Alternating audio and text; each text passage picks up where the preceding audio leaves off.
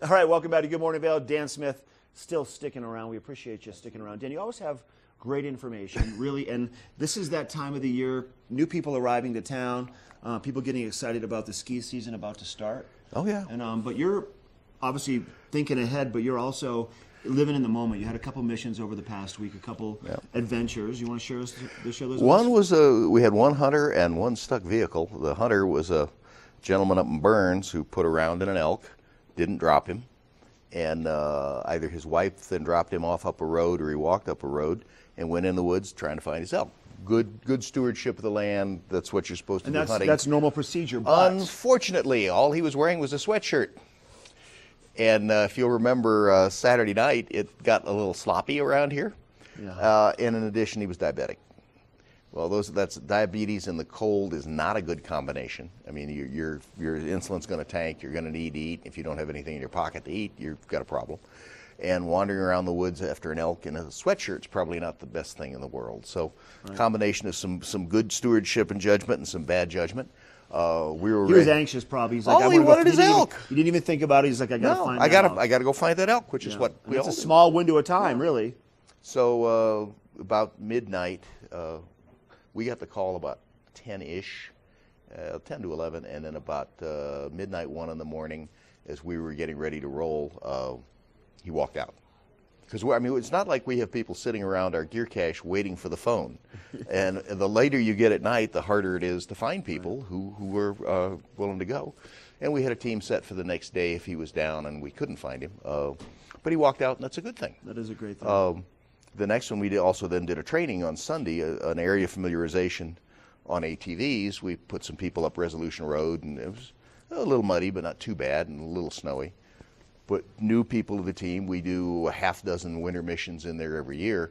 You have to know where the roads are, and you have to know how to get to the huts. So we run new people through just an ATV trip, and they went up to Fowler Hilliard and sat on a deck and had something to eat, and then started back down. And get about halfway back down, here's a Jeep in the ditch. So it wasn't there when they went up, and wasn't there when they went up. Was there when they went back down, and they were able to help the fella with the Jeep.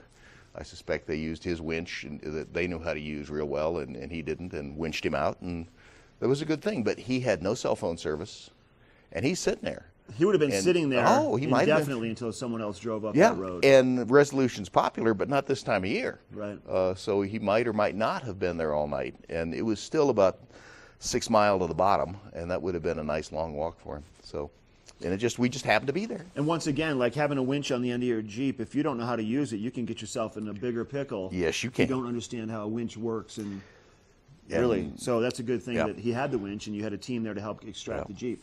One of the things you can do is turn your ATVs and UTVs sideways, hook them together, make them the anchor, run it or the winch cable through a block, and you've just doubled your pulling power, provided you don't break the cable, which is always fun. Well, that's good information. Pull the end off more than one cable. All of that. And we know, once again, you're ramping up for the winter time. We'll get training schedules in place. Training schedules in place. Avalanche training is out there already. Yep. And I recommend people that if they took avalanche classes last winter, redo them again, just update them. We're having beacon class in the driveway, and we'll put a beacon out there as a target and tie a piece of flagging to it so you can't lose it in the dark. Perfect. And since there's no snow, you can see how the flux lines are going by looking at your beacon as you walk in the curve to find that beacon.